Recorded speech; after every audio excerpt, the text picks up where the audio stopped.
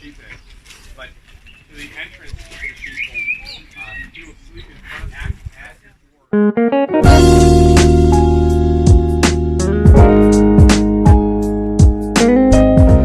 Nazareth Village. Andito kami ngayon papunta sa Nazareth Village.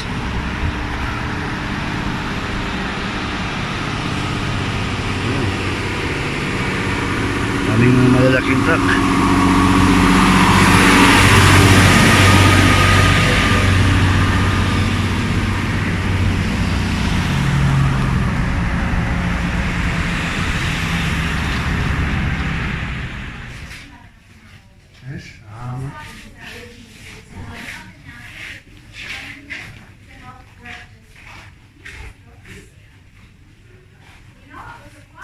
Joseph Carpenter.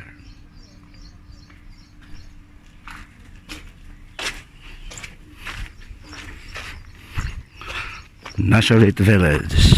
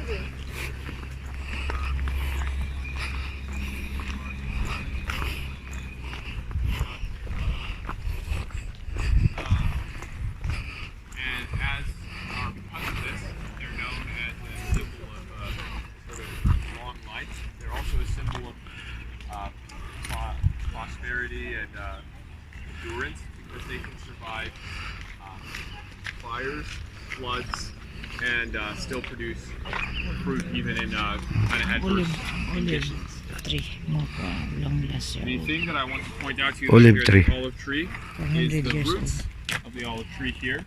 Where there are these little stems, these branches coming out of the root of the tree. These specific, when they're growing specifically from the root of the tree, they're known as netzarim, the plural, and the singular is netzir. That's actually where Nazareth gets its name, is from netzir. Nazareth is the original name of Nazareth. And of course, in English we say it a bit incorrectly. But we remember that Jesse is the father of David, and David is the forefather of Jesus. Jesus' lineage goes straight back to David. And there's a verse in Isaiah chapter 11, it's verse 1. It says, "From the root of Jesse there's going to come a new shoot." And we think that this verse is talking about Jesus. He's called the Nazarene. He's from Nazareth, and Jesse is his great grandfather. There's probably a couple more greats in there, but you get what I'm saying. Christians are actually called netzarim by the Hebrew people, the Jewish people, the new shoots.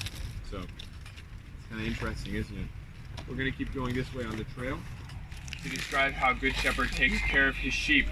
David is obviously very familiar with being a shepherd, as he does it most of his life growing up. And it talks about, in this passage a little bit, how a shepherd will take his sheep out in search of new pastures. During the summer, there's not as much green grass, so he has to take the flock Shepherd. in search of the green grass. And overnight, while they're staying in the mountains, he may build a temporary pool for the sheep for him. And they say, "But Lord, when did we ever do this for you? We don't remember doing that for you in particular." And he says, "Well, actually, every time you were doing that to the least and the last among you, you were doing it to me." And then he says to the goats, and every time you didn't do that to me, every time you didn't feed me when I was hungry or give me a place to stay when I was homeless, you didn't do that to me. And then he casts the goats away for eternity, and the sheep stay with him. Very nice. I think clearly Jesus, the Good Shepherd, is very important to take care of the less fortunate. So we can also thank you to Abraham. He's doing a good job taking care of these sheep. They all have lots of wool. They can be shorn off in a little less than a month. Thank you, Abraham. Thank you. God bless you. How's Isaac? Just you? Isaac. How is he? Just no problem. Isaac. Isaac. Isaac. Isaac. He's good. Okay. Okay. Okay.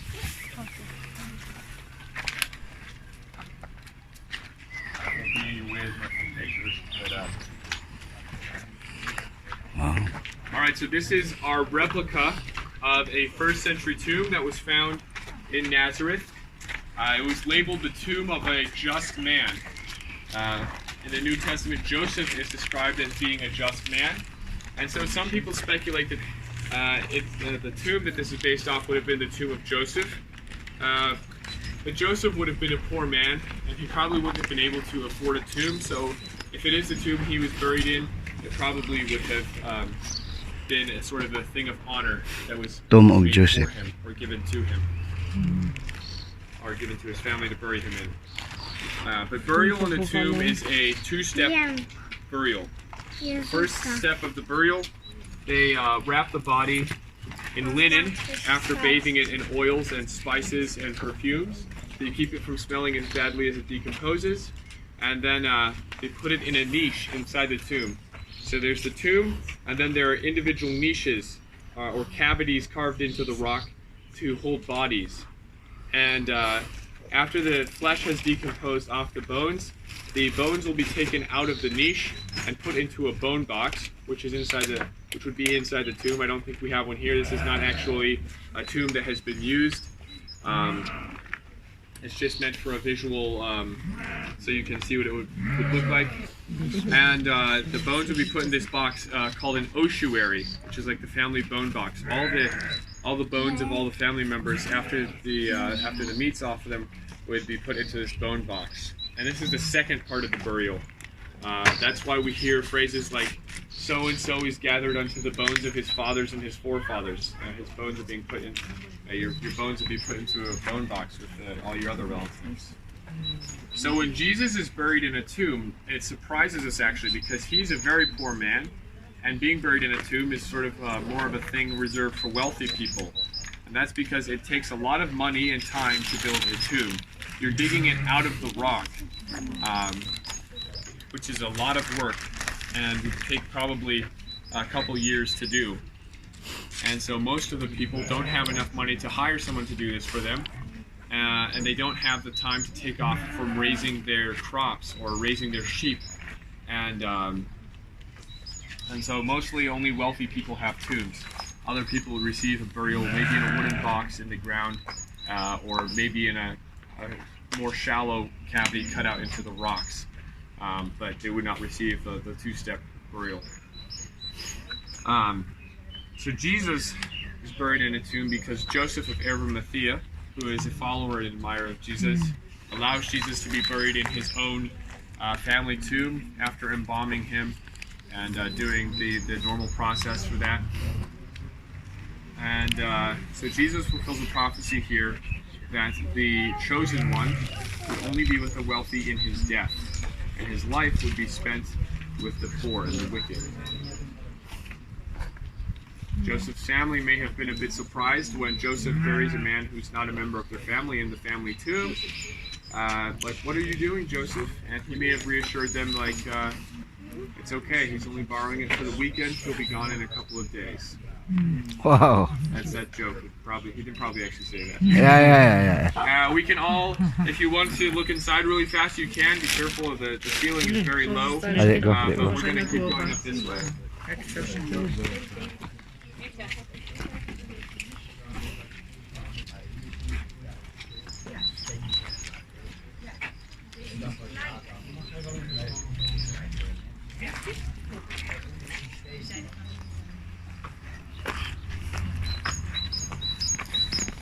right, guys, we need to keep moving up the hill.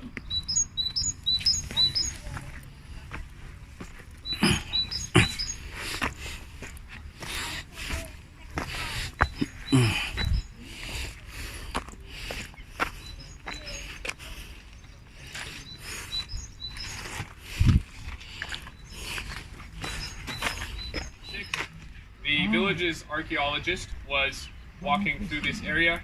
They were scoping out, trying to decide what would be the best place for buildings in the village. And he notices some irregularities in the rock formations here.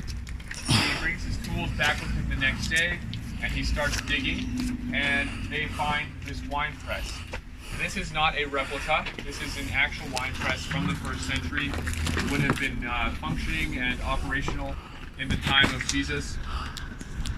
But when he finds the wine press, he's very excited.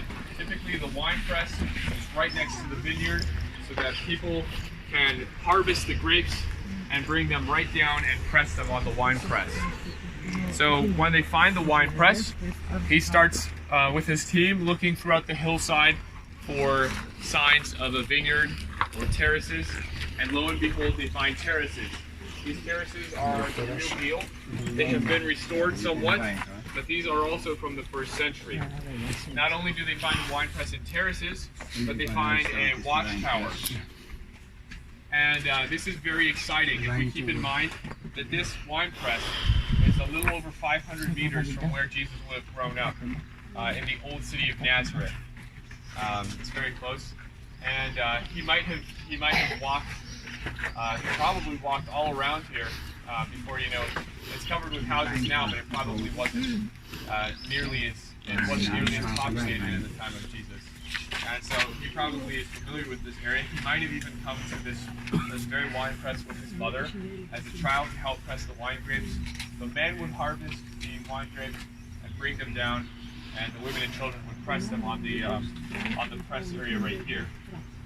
I'll talk about that process in a little bit, but when they found the wine press in the terraces, they were very excited because it matches the description of a vineyard that Jesus talks about in Mark 12. He talks about a man who plants a vineyard, digs a wine press, and builds a watchtower, and then he builds a wall around it. Now, obviously, the original wall is no longer here, but this is very exciting to us, keeping in mind that Jesus would have grown up as close. March 12. Ayan is How is this March 12 lagi ang iyang istorya kini man You day. can see that all the hills around us are covered with No. these modern houses, and they take up all the space. It's really miraculous that this property doesn't have houses built on top of it. Vineyard, I think tower. it's partly due to this land being preserved by the Nazareth Trust, which owns the hospital on the hill up there and also the nursing school.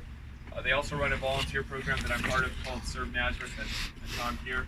If you'd like more information on that, you can ask me. But they kept this land unbuilt on because originally they were planning to expand the hospital grounds here if they needed to.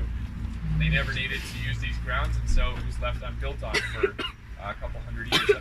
The original hospital was founded in the 1800s. This is not the original building, but anyways, they never needed this property, and so somebody proposed in the early 90s turning this property into Living History Village, which is when this wine press was found, as they were looking around this property. I think God also had a large part to play in preserving this property, because he knew that people would come from around the world and would see this property, would see this wine press, and maybe hear a little bit about the story of Jesus. That's just my opinion. But anyways, so the people would harvest the wine grapes, the men and the boys would harvest the grapes, carry them down to the wine press. The women would have bathed 3 times, is what the Mishnah says, which is an extra biblical commentary on the Old Testament, or the law of the prophets, which is being written while Jesus is alive. And so they wash their entire bodies, including their feet, and then they press the wine grapes barefoot. Any guesses why they press them barefoot and don't just leave their sandals on or use a stone roller, which would maybe be more efficient? has to do with what's inside the grapes. The seeds. Yep. If you've ever bitten into the seeds of a grape, a lot of varieties of grapes nowadays don't have seeds in them, but if you've ever bitten into the seeds of the grape, they're very bitter, and they will spoil the taste of the wine. So they take off their sandals and wash themselves so they're quite clean, and then they press the wine grapes. The juice from the wine grapes flows down this sluice channel into this collecting vat below here, and the wine juice will be allowed to set for maybe a week or so. It will be covered while it is, so that the seeds and the skins of the grape juice will sink to the bottom, and so when they scoop up the wine, they're not getting as much of the pulp and the stuff from the grapes. Anyways, yeah, this is our wine press from the first century. Thankfully, there's not like a giant when fresh during first time. If you would like to, walk on it or take some pictures with it, that's fine. But let's just keep in mind that we are on a time schedule. Peter, hello. Hello.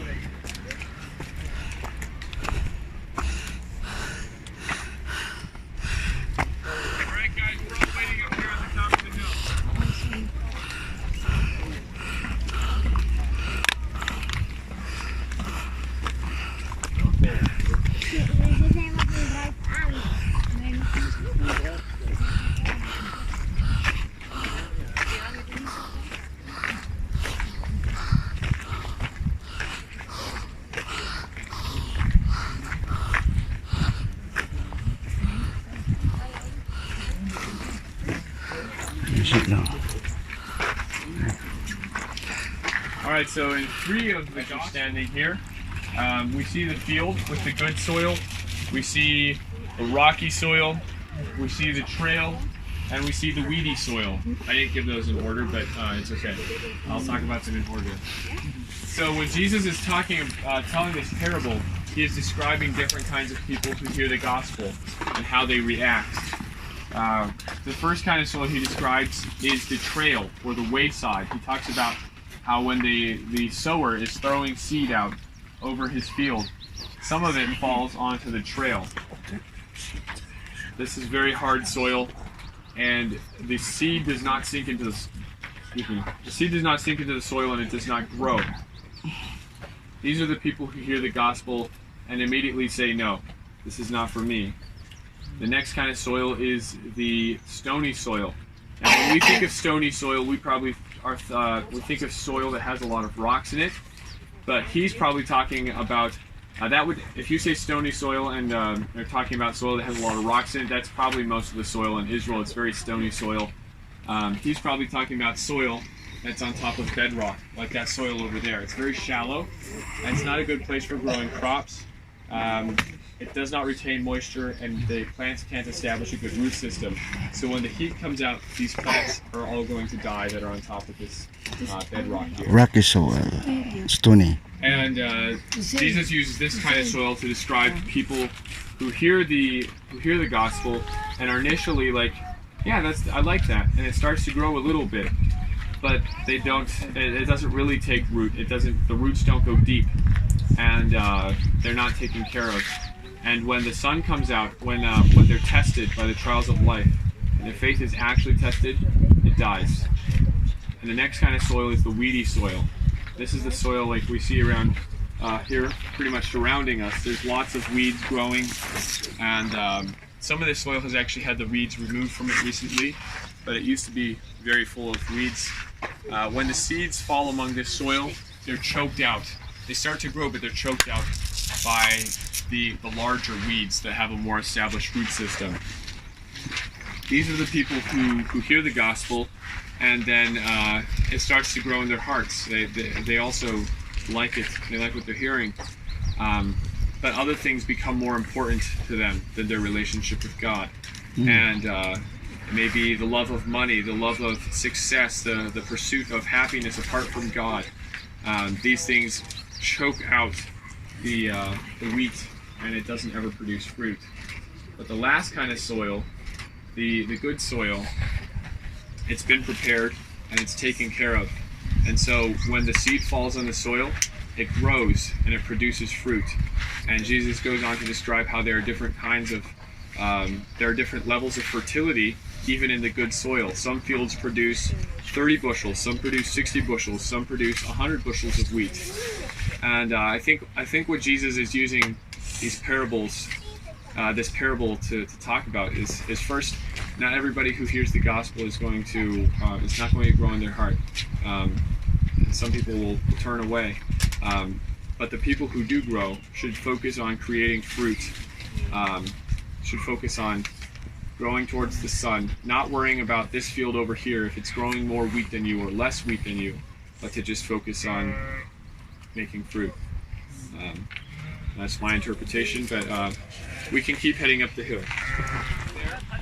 And a pomegranate tree.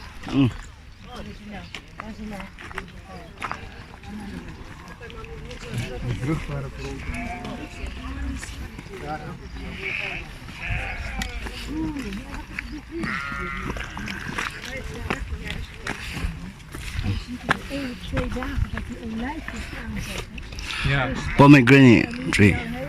Ja. Hier de kist. Onkruid.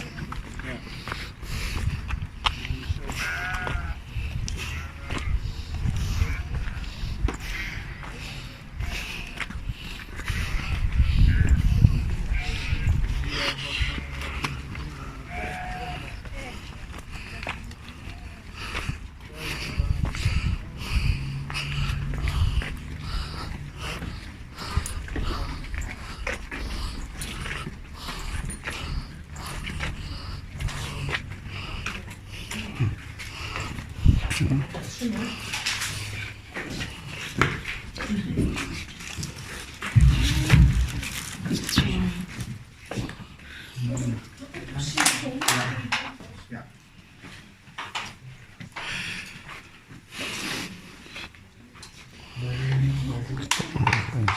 So this is our olive press. If somebody wants to, they can turn the olive press around in a circle. You just press on the arm and it'll go either direction. It doesn't matter which direction you go. But the grapes will be harvested in late October and November, and they will be put in the mill here. The millstone goes around in a circle and it crushes the olives into a sort of mash. Seeds and everything. The seeds of olives don't affect the flavor, unlike grapes. Does anybody know a place where the Bible talks about millstones like this? There's a verse, I forget the reference, but it talks about how people who offend children are worthy to have one of these put around their neck and thrown into the ocean. When you think of a millstone, you might be thinking of a little stone, but this is a millstone. You're not going to be able to swim around your neck. God takes children very seriously and loves them very much, I think. But anyways, the mash, after it's crushed, will be placed into baskets like these around the perimeter till the basket is all filled up with the olive mash. And then it will be brought down to the press.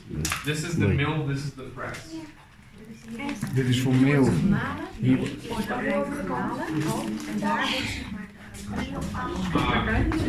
So there's a hole in the floor here, and this is a trap for the olive oil.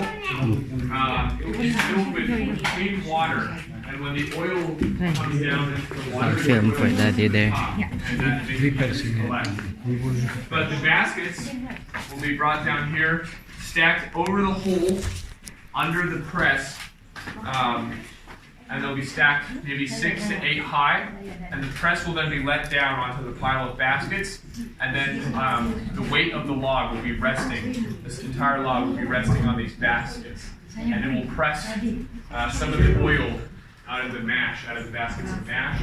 The oil runs down into the trap where it's collected, and this is the first press of the olive oil. This is the best quality of olive oil. We think that this would be used in the temple by the priests for anointing people and for using to light the menorah. first fruits of the harvest of the Lord, and that's where we take that from. The second press of the olive oil will still be good quality olive oil though, and you would use these winch systems to crank this around, and you're not pulling the rocks up, you're pulling the beam down onto the mash and crushing it even tighter. You're using these 3 anchor rocks, which each weigh over 1,000 pounds, or 500 kilograms, I think, something like that. So they're very heavy, and you're pulling this down, creating immense pressure. This is the second press of the olive oil. It's still good quality olive oil. You can use it for cooking, using it in cosmetics, using it to put in your hair or on your skin or in your ears to keep them from drying out. And the third press of the olive oil, you're going to press and press and press and crush every last little bit of oil out of the mash. It's the same batch of mash for these 3 presses. And the last press is not as good a quality oil. It will be a little more dirty. Bits of flecks of seed and the olive flesh will run down into the oil, and so it's not as clean as olive oil. But it's still good enough to make soap out of or light lamps with. And then the mash can be used to start fires because it still has, traces of oil still in it, and they dry it out. Now, when Jesus is in the Garden of Gethsemane, we can actually see some parallels between him and the olive mash. Gethsemane gets its word from, we get that word from the Hebrew word for olive press, which is gat shanim.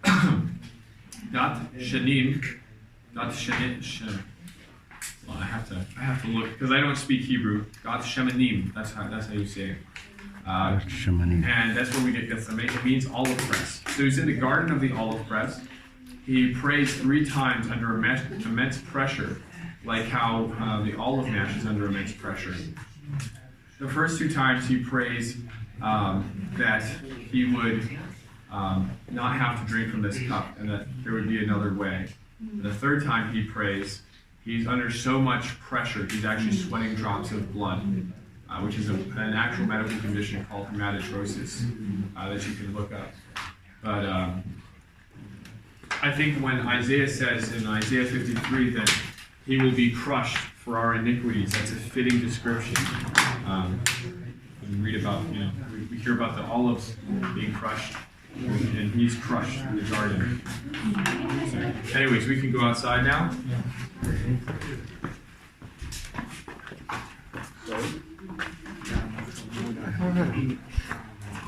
Yeah.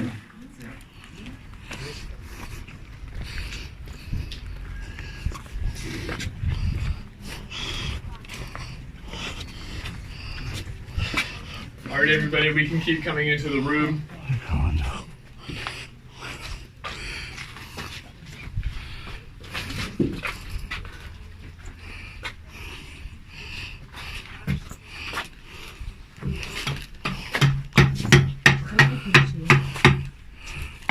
So this is our builder Joseph, and I'll say shalom.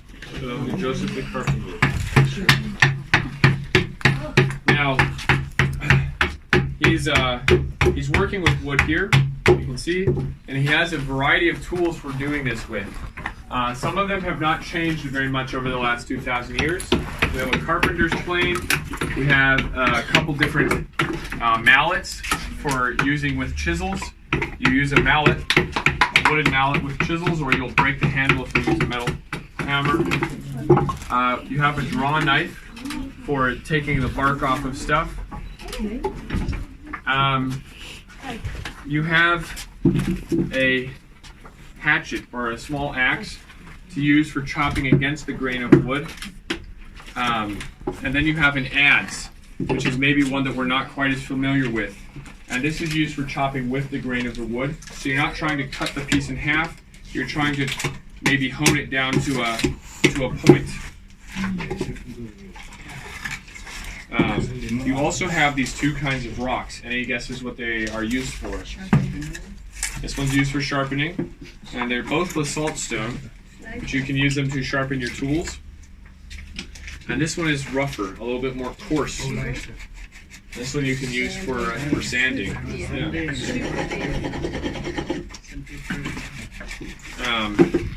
Joseph also has a tool that we maybe don't see used anymore, but we still have a tool that does the same thing. It's just they use electricity with it. Any guesses what this is for? Good guess. You're correct.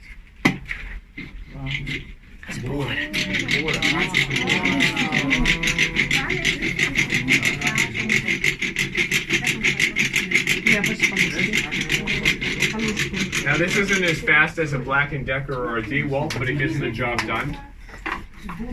And he can use it to start a hole, to pilot a hole, and then use a chisel to make the hole bigger if he wants to make a hole. Now, oftentimes we think of Joseph as being only a carpenter, but he might have actually been better described as being like a general builder more. The word that's used to describe his profession in the New Testament is tekton in the Greek, the Koinic Greek. And we still use the root word of this word actually in English in words like technology. The word is tect. So technology, architect, so on and so forth. It means to build. And Joseph would have probably worked with stone a lot too if he was a builder. You can see how most of the houses are made from stone. So he would have been a mason, a stone cutter, and more of a general builder. He would have also worked with wood. Wood is used for supports and stuff, but wood is not as common of a resource as stone is. Part of the reason that tekton might have been translated as carpenter is because the Europeans who are translating the Bible from the Aramaic and the Hebrew and the Greek into Latin and then German and then English, to them a builder would have been a carpenter. Most of the houses were built out of wood in Europe in that time period when they began translating the Bible, and so it would have made sense to translate builder as carpenter. And a stone cutter in Europe in that time period would have been more of a wealthy profession, and so it wouldn't have made as much sense if Joseph was a stone cutter to them. But anyways, we can say thank you to Joseph. Thank you, Joseph. And behind you on the rocks are some of the stone cutting tools and stone working tools. And we're going to head up this direction now.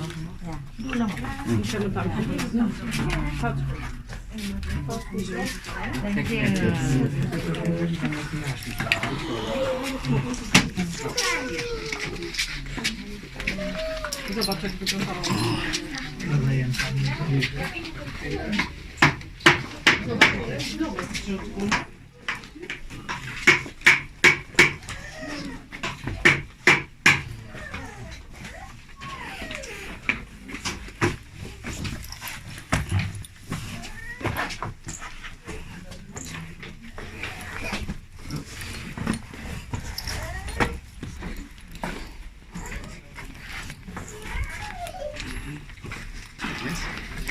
All right, guys, let's keep moving into the room and making room for more people coming up the stairs.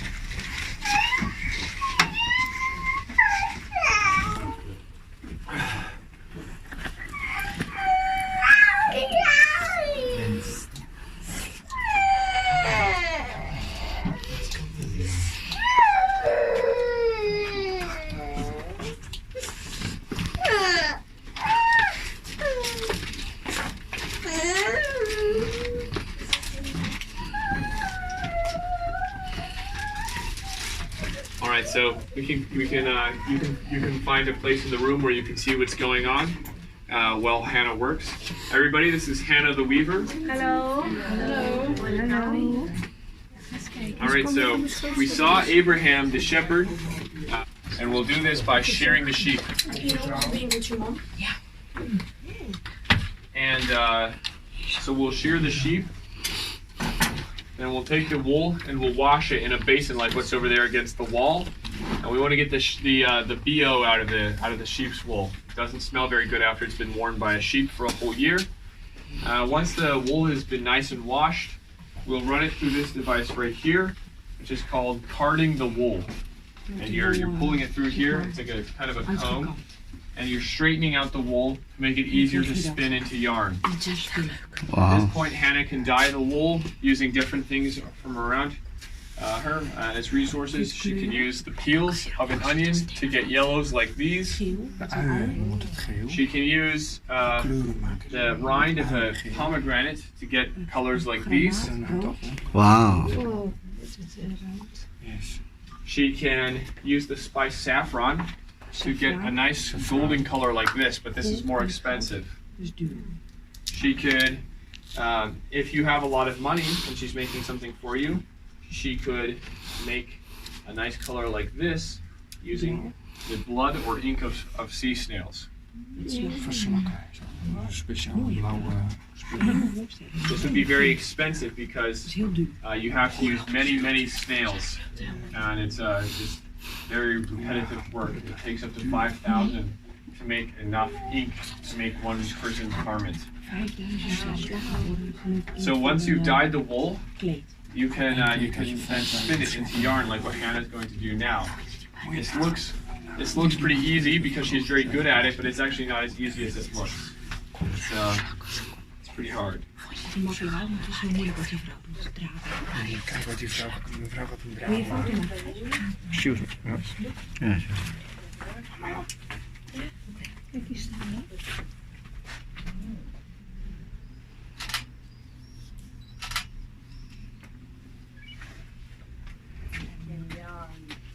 Once she's made it into yarn, she'll take it off the spindle and put it in a ball of yarn to let it rest so it stays straight. Yeah, otherwise it tangles. Once the yarn has rested for about 4 weeks, it stays nice and straight, but otherwise it will be all like tangled up and not very useful. Once the wool is straight and rested, she can put it on her loom and start to make something useful out of it. And she'll run her shuttle through every other vertical strand of the yarn to create a weaving pattern.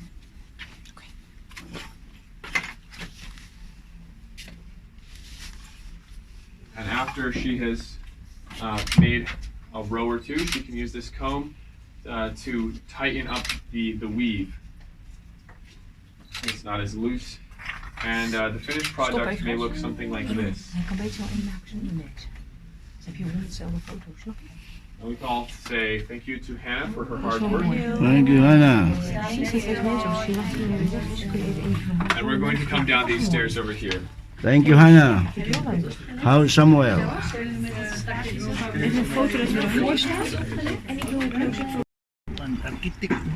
Oh, architect builder kato si Tatay Joseph, batlab.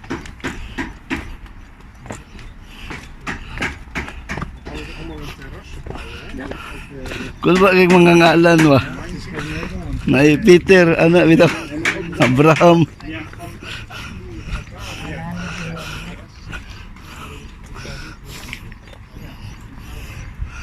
Hannah the Weaver.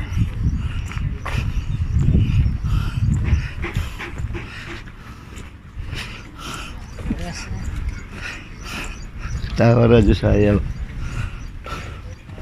Uy. Synagogue. Wow, I like the synagogue. Wow.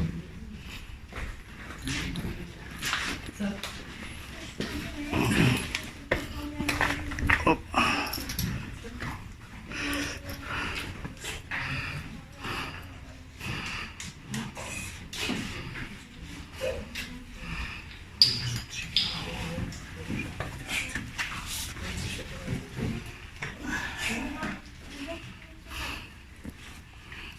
So this is a synagogue. This is not a temple. There's a difference, a bit of a difference between a synagogue and a temple. A temple is was a large building that was meant only for religious purposes. So they would do the sacrifices, and where the Holy of Holies was, where the Spirit of God dwelt. And a synagogue is just a place of gathering. It's like a community center. In the Hebrew, it's called Beit Knesset, which means house of gathering. And people could come here to talk about the local gossip, talk about the politics.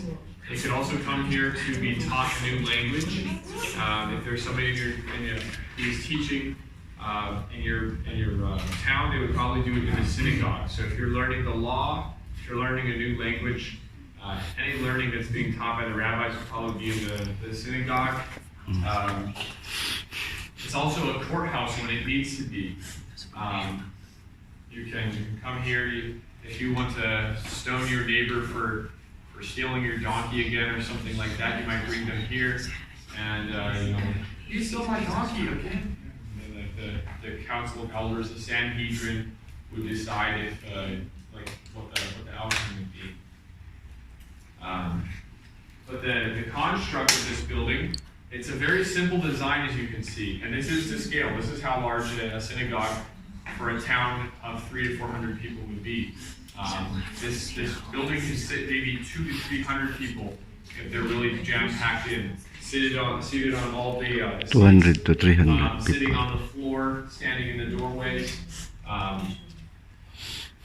But you have a floor, and this floor is made of a mixture of mud, ash, lime, straw, and water. It's very durable. This is not concrete. And it's also the same mixture that's in between the rocks holding this building together. Thinner consistency, but the same mixture is put on the walls as a plaster. And they also use this mixture in the ceiling. So you have timbers going across the ceiling, and then there's reeds resting on those timbers. And then there's these hold up the 3 layers of the roof. The first layer is this impermeable mud mixture, and it's sort of forms a sloping dome or peak. And then there's a layer of dry dirt underneath that absorbs water that makes it through. The first layer, and then underneath the layer of dry dirt is another layer of this impermeable mud mixture. So this building is actually quite waterproof, typically, unless somebody cracks a hole in the ceiling. The windows are high up on purpose. They allow the hot air to ventilate out and sunlight to come in. And it's important to have air moving in a building where lots of people are gathered, or else it's going to get very hot and stuffy. You're not going to be able to breathe. But anyways, it's a synagogue like this. Keep in mind, this is a replica, not the actual synagogue from the 1st century. It's a synagogue like this where Jesus teaches from the scroll of Isaiah. And this is after he's been baptized in the Jordan River by John the Baptist, and the Holy Spirit comes down on him like a dove, and he's anointed by the Holy Spirit. That's important. Anointed, that word. I'll talk about that later. But then he goes to Capernaum. He teaches in a house, and there's some people who dig through a roof that's very similar like this in the house that he's teaching in. And they let their paralyzed friend down through the roof. Jesus heals the man, tells him to take up his bed and walk, and the man goes out. And of course, people start realizing, like, hey, that guy couldn't walk yesterday, now he's walking. What's going on here? People start bringing their sick to Jesus. He starts healing them, doing miracles because of their faith. And then he goes from there to a synagogue in Galilee, and he teaches there. Then he goes into the wilderness on his way to Nazareth, and he's tempted by the devil 3 times in the wilderness. He passes the tests eventually and comes to Nazareth, where he teaches in the synagogue, like I've been talking about. And he reads from the scroll of Isaiah. And he reads what is now Isaiah 61. It says, "The Spirit of the Lord is upon me, because he has anointed me to proclaim good news to the poor. He has sent me to proclaim freedom to the captives, recovery of sight to the blind, and to proclaim, or to release the captives, to proclaim the year of the Lord's favor." And then he rolls up the scroll, hands it to an attendant, and sits down. This is all recorded in Luke 4, so if you want to follow along in your Bibles, you can. And he sits down, and all eyes are on him. He's the rabbi who's been chosen to teach on this Sabbath. And the first thing he says after reading this is, while I was reading this, it's been fulfilled. And everybody's minds are like, they're in shock. Because he just claimed to be the Messiah. He just made a messianic claim. Some people say that when he sat down, he would have sat in the Messiah's chair, or which we don't know if they had one of those in Nazareth. That is possible. And that would add to the sort of surprise if he did that. But we just read that he sat down. See, when it says the anointed one, in Hebrew the word for anointed one is Meshiach, which is where we get our word Messiah. And they've been waiting for this Messiah, this anointed one, for 700 years, ever since Isaiah prophesied this. And he just said it. And they're very excited. They're also skeptical. They don't really believe he's the Messiah. And they're saying things like, isn't that the son of Joseph the carpenter? Like, we grew up with this guy. We know him. What's he talking about? But they're hopeful. It would be really cool if he was the Messiah because they grew up with him. You know, he's from your hometown. How cool would that be? But he knows that they're doubting him. And he says, surely you will say to me, physician, heal yourself, or doctor, heal yourself. And what this saying means is put your money where your mouth is. Back up what you're saying with evidence. A good doctor should be able to diagnose themselves and heal themselves. And a Messiah, or someone who's claiming to be a Messiah, should be able to do something messianic, do a miracle. They've heard about the stuff that he's been doing in Capernaum, in Galilee, and Cana, and they want to see what he can do. But he says to them, surely you will say to me, surely no prophet is welcome in his hometown. And then he tells them two stories. Jesus is very well known for his storytelling, his use of parables, but these are actually stories that are found in Acts. The book of Kings, I believe, or both of the books of Kings. I'm not sure the actual. Yeah, and so the first story is about a widow who is about to starve. She's almost out of oil and flour. She has enough to make one more meal, and then her and her son are ready to die. And Elisha comes to her and says, make me a meal, please. I'm pretty hungry. There's a famine going on. And she says, well, normally I would, but I'm pretty much out of food, and me and my son are planning to die after we make this bread. And he tells her to make the bread anyways, and then God will provide more oil and flour for her. So she obeys in faith, and that's important.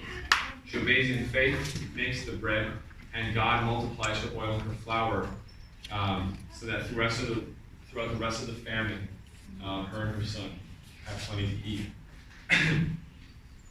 And the second story is about Naaman the Assyrian, who is not just an Assyrian, but the leader of the Assyrian army.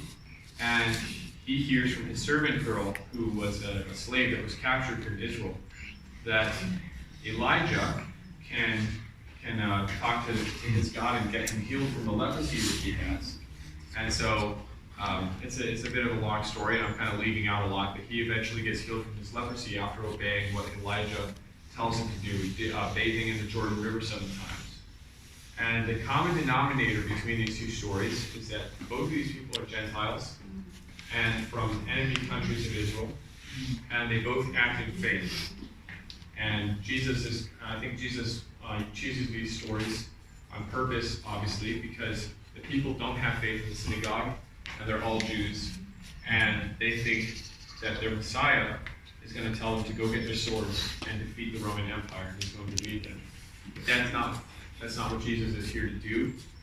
He's not here to be a political Messiah. He actually says, I'm here for the Gentiles as well, and that's not what they want to hear. And he's basically saying that you're going to be sharing salvation with everyone who has faith, even if it's Gentiles who have raped and killed and plundered and taken slaves from your country for hundreds of years. I mean, the Assyrians, the people of Lebanon, the Romans, everybody, and they don't want to hear that they're going to share their salvation with these people. Why should they? I mean, these people have done terrible things to them, and it's not fair according to maybe human understanding of justice. And so they think that he's a blasphemer and a false prophet, and they think they're doing the will of God when they take him out to a cliff to push him off it. But we read that he simply walks out from among them and leaves Nazareth, and we never read that he comes back again. And so we're going to leave Nazareth Village as well. Thank you.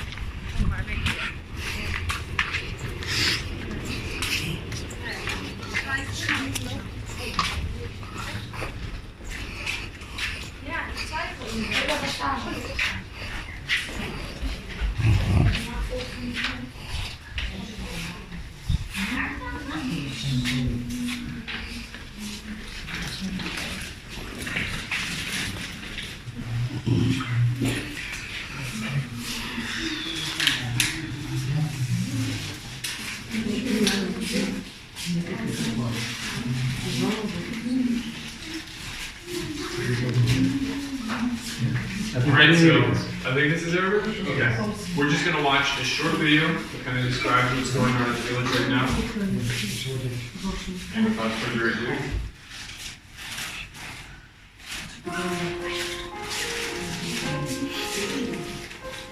thank you for visiting the Nazareth Village, a worldwide ministry from the hometown of Jesus of Nazareth.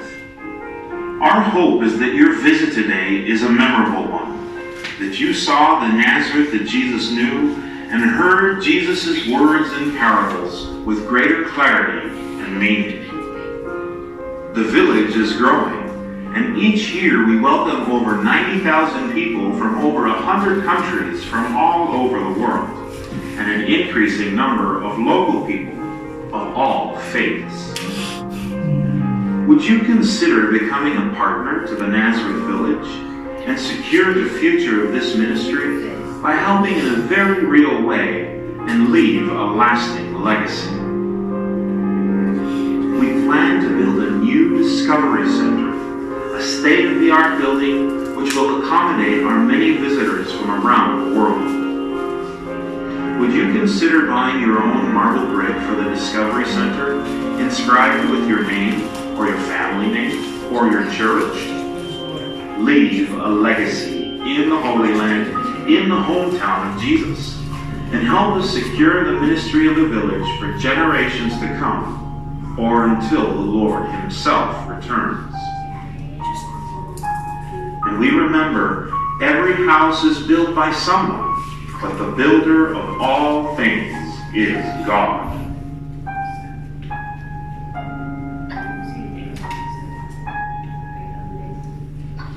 Alright, so as you each leave, I'm going to hand you a lamp that is a gift from the Nazareth Village and a reminder that you've been here, and also if you pray, a reminder to pray for us as we try to fulfill the commission of God, the commission of Christ. He says, "I am the light of the world. He who follows me will never walk in darkness." And that's what we want for everyone who comes here.